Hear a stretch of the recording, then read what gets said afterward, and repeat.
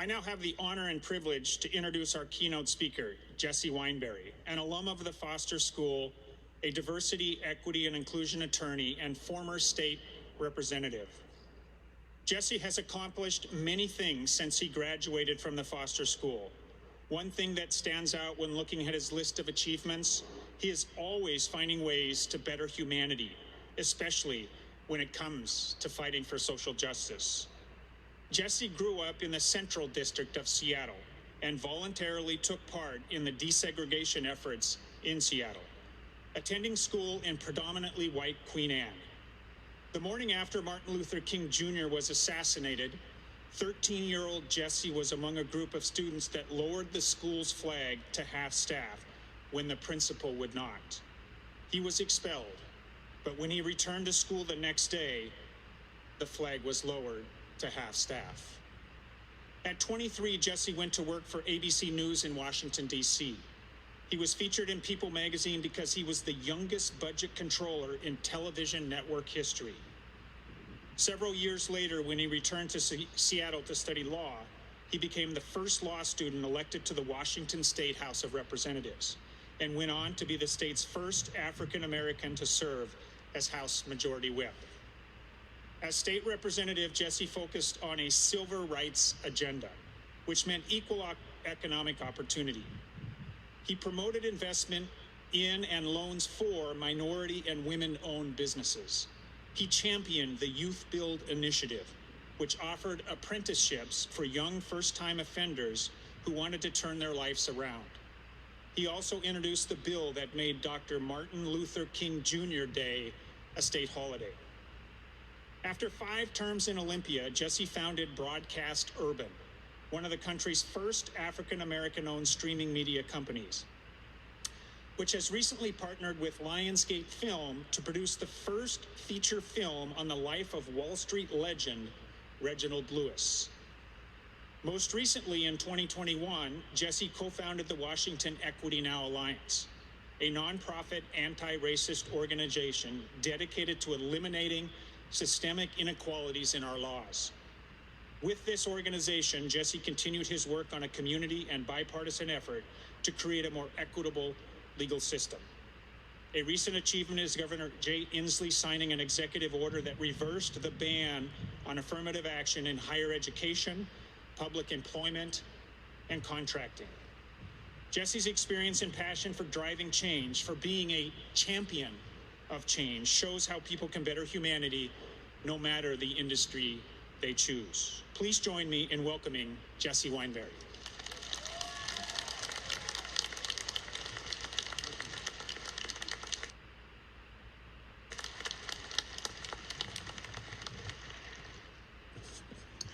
Thank you, Dr. Dean, and I hear that a lot of the students call you Coach, and it's very appropriate. I just want to first give honor to God, the head of my life and source of all power, give honor to the UW President, Anna Marie Calce, of course, Dean Hodge of the UW Foster School of Business, the entire Foster School faculty and staff, and also give supreme honor to a man on whose shoulders I stand today.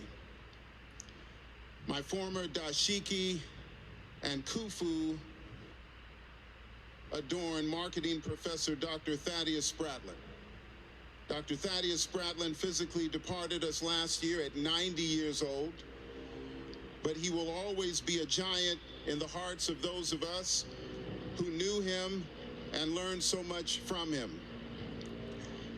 I also want to acknowledge that we are on the traditional land of the first people of Seattle, the Duwamish people, past and present. Tonight, we honor with eternal gratitude the Duwamish tribe and the sacred land on which we stand.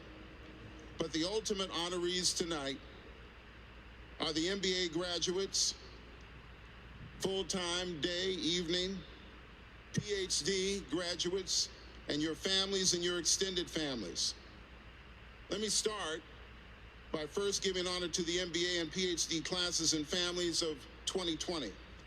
You spent your second year of study entirely under America's first year of COVID. You were here when Washington State became America's ground zero with the nation's first reported COVID death. You were here when the UW became the first university in America to move all of the classes online. You were here when your face mask was your only protection against COVID because there were no vaccines, no boosters. You could have dropped out. You could have transferred to another school in another state, but instead you stayed on course and earned your degrees, but never got your graduation ceremony. Well, class of 2020, because of your faith in this university and your determination to conquer COVID and not let COVID conquer you, this is your night. This is your graduation ceremony. And we salute you. I give honor to the MBA and PhD graduates of 2021. You spent both of your 2 years of study under the cloud of COVID. You got your vaccinations, but you never got your graduation ceremony. So class of 2021, this is also your night, and we salute you. Give it up for 2021. Finally, I give honor to the class of 2022.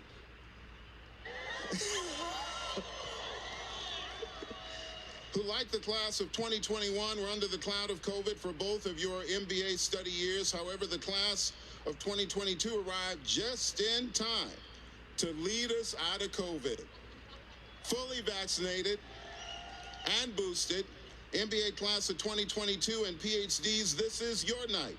This is your graduation ceremony, and I am honored to be your commencement speaker. Give it up for 2022.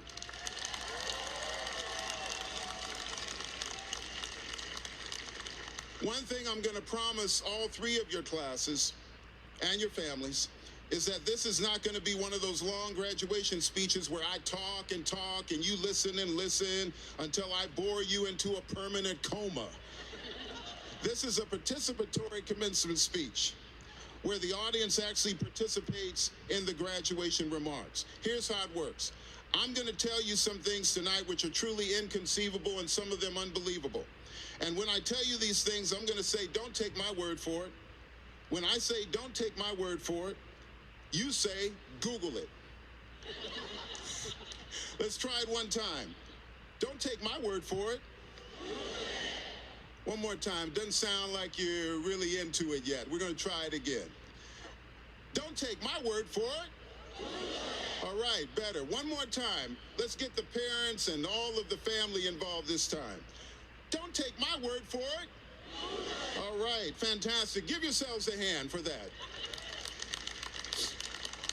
All three of your graduating classes have mastered what UW MBA alum and author John Henderson calls a pivot mindset. By successfully pivoting in a changing environment, you survived more pandemic, death, and adversity during your graduate education than any generation in U.S. history, hands down. According to the U.S. Department of Veteran Affairs, the Civil War killed about 620,000 U.S. lives, more Americans than any other single war in history, still to this day. According to the U.S. Center for Disease Control, the 1918 Spanish flu killed less than 700,000 U.S. lives between 1918 and 1920, the most deaths of any pandemic in history at that time.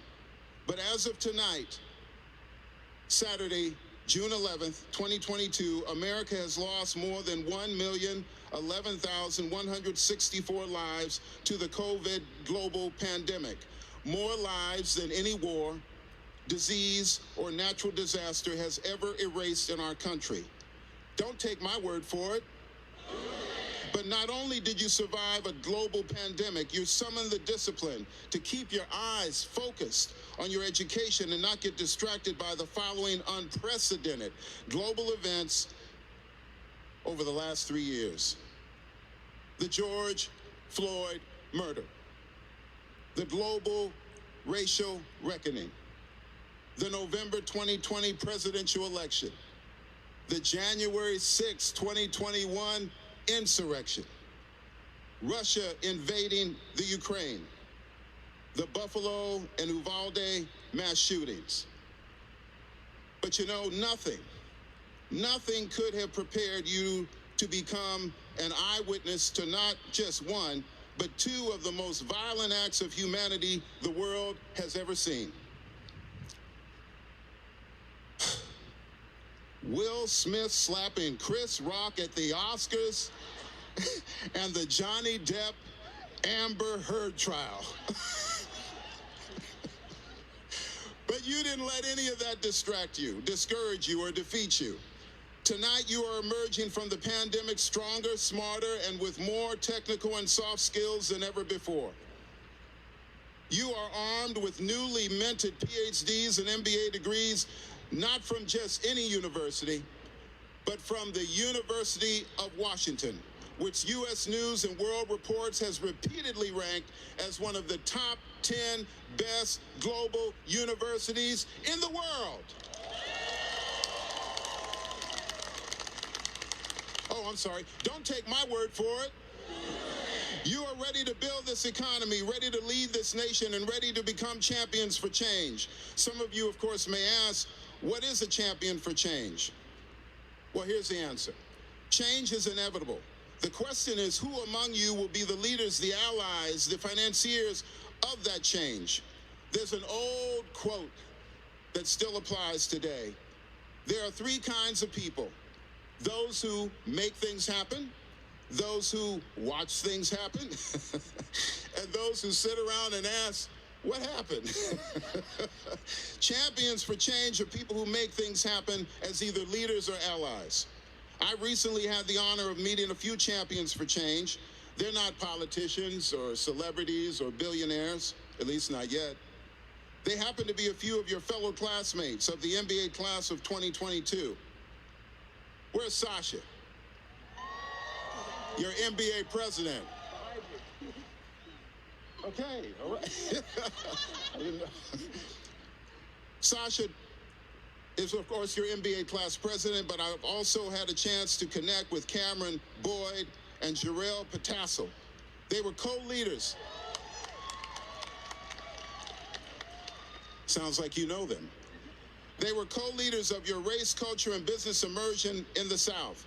Sasha, Gerald, and Cameron led 20 Foster MBA students who chose to sacrifice their spring break. Spring break?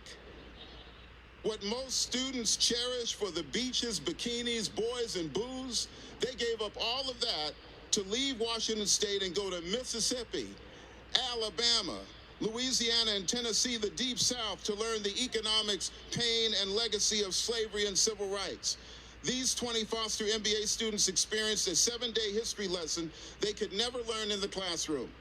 They made a life-changing choice, and now these champions can one day be the voices for actually changing the narrative on slavery and economic equity in America.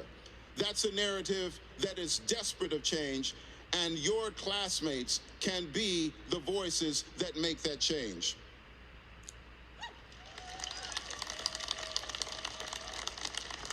I'd just like to take a couple liberties and ask all of the students who volunteered for this program to please stand up so we can salute you. Everyone who went down south. Everyone who went down south. And I also want to give a special shout out to Professor Ed DeHaan, right over here. One of your accounting professors. He gets my salute because he worked with Sankofa Impact to create this phenomenal program. This is the first year of the program. We're going to make sure there are many, many more trips to the South from the University of Washington so that we can change the world one program at a time, one journey at a time.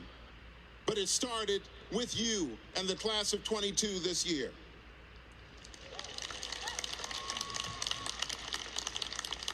If you still doubt that you can be a change, or rather a champion for change, let me introduce you to another champion you may have heard of. Let me see a show of hands. How many of you have heard of the name Reginald Lewis? 5 people, all up here. Well, then this is meant. You're about to get into something. Reginald Lewis was a young 16-year-old African-American high schooler who worked as a waiter in the late 1950s at the Suburban Club, an all-white private country club in Baltimore, Maryland, where his grandfather, Captain Sam, who got him the job, was the head maitre d'. But after working at the club for weeks, Reggie discovered he was being paid only half of what all the white waiters were being paid for doing the same work. You don't seem shocked. You ought to act shocked. All together. Okay. But the straw that broke the camel's back was when Reggie's grandfather assigned Reggie to a big 100-guest party at the club and told him to work really hard because the lady hosting the event was very wealthy, so he was guaranteed to get a big tip. Reggie arrived at 12 noon and worked his butt off till after 2 a.m. the next morning. When Reggie wasn't bussing tables, he was outside actually retrieving all of the guest parked cars. When the last guest picked up their car, the lady hosting the event told Reggie he had done an excellent job. And she put 2 crisp bills in his palm, which Reggie first put in his pocket, assuming the 2 bills were at least 2 20s or maybe 2 50s. But when he went to the waiter's locker room with his grandfather later that night, he pulled out what he discovered was not 2 $50 bills, nor was it 2 20s. The wealthy woman had given Reggie 2 $1 bills, a $2 tip. Reggie was so outraged, he tore the $2 in half and threw the bills in the air. As the money floated down to the floor, Reggie yelled, "This isn't fair, Grandpa. I quit. These people don't want us to have any of their money, no matter how hard we work." To which the grandfather calmly and quietly said, "Boy, pick up your money." Reggie picked up the torn bills and handed them to Sam, who took one of the torn bills, grabbed a roll of Scotch tape, and began taping the dollars back together. Sam said, "Reggie, don't you ever let me hear you call any money their money. I fought for this country way too hard in the military for my own grandson to be thinking that money he's honestly earned actually belongs to somebody else." To which Reggie asked, "Well, if it's really our money, Grandpa, then why are all of the men pictured on the money white guys?" To which Sam replied, "George Washington ain't just no ordinary white dude. He was the first president of this country, so he's on the $1 bill. But look at what's just to the right of old George. The scales of justice, which date back to Egypt and Rome. And when you flip that dollar, you'll see a flat-top pyramid mainly built by Egyptians, Mayans, and Aztecs, which symbolizes America's strength. Look very closely at that bald eagle's claws," he said. "Note that the eagle is holding arrows, the weapon of the Native American, not a rifle, the weapon of white settlers. Finally, most people call this money paper money, son, but this money is not made from paper. It's made from a blend of cotton and flax. America grows its own cotton, but the world's top 3 producers of flax are Canada, Kazakhstan, and China. Nearly every culture in the world is represented on that dollar. So as you can see, this is not their money. And for that matter, son, it's not your money. It's everybody's money. And you can have as much of it as you're willing to work for." Reginald Lewis went on to graduate from Harvard Law School and make history in 1987 when he bought a company by the name of Beatrice International Foods for nearly $1 billion. Serving food at a racist country club to making billions feeding all races and cultures of the world. And then he wrote his autobiography. Here's the title: "Why Should White Guys Have All the Fun?" which became an international bestseller and will soon be a Lionsgate movie produced by a certain UW Foster School alum. Don't take my word for all of this. Unfortunately, Reginald Lewis died of brain cancer in '93 at the age of 50. But Lewis continues to be a champion for change through his legacy, which still lives through the many education, arts, and healthcare institutions his work still makes possible. Don't take my word for it. Millennials and Gen Zs, MBAs and PhDs, your time has come.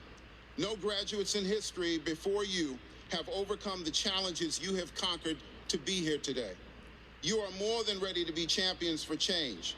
And I'm confident that when your opportunity arrives, you will seize the moment. When that time comes, I hope you'll also remember the words of Benjamin E. Mays, President Emeritus of Morehouse College. It goes something like this. You've only just a minute, 60 seconds in it. Forced upon you, can't refuse it, didn't seek it, did not choose it. But you know that you must use it. You will suffer if you lose it. Pay account if you abuse it. Just one tiny little minute, all eternity is in it. Class of 2020, 2021, and 2022, this is your minute. This is your minute to go from this land to the lands where you will journey, whether you were from in-state or out-of-state, and put to use a character that you have been able to build because of the adversity that you have been able to withstand. There is nothing in life that will confront you from this point that you cannot say to that force, I am unstoppable. You didn't let one of the largest pandemics in world history stop you. You didn't let all of the craziness in America that's going on distract or stop you or defeat you. You didn't let people who may have been in your lives saying, don't go up there to Washington State, especially in 2020. That's where that COVID is. If you go up there, you're going to get COVID. You didn't let that stop you for 1 second because you are now unstoppable. And so please take this poem with you. I'll give it to you again. You've only just a minute. 60 seconds in it, forced upon you, can't refuse it, didn't seek it, didn't choose it, but you know that you must use it. You will suffer if you lose it, pay account if you abuse it. Just one tiny little minute, all eternity is in it. Don't take my word for it. God bless you and thank you very much.